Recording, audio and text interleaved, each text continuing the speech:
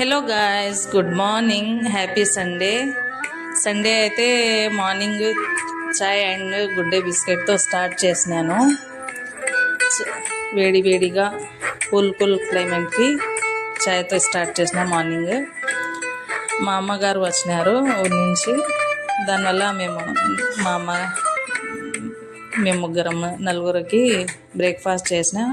మా హస్బెండ్కి అయితే బాక్స్లో వేసేసిన, షాప్లో పోయి తినుకొని. చాలా బాగున్నాయి వేడిగా. మా సండే అయితే ఈరోజు ఇట్లా స్టార్ట్ చేసినాము. చాలా వేడిగా మక్రూనియా బాగున్నాయి.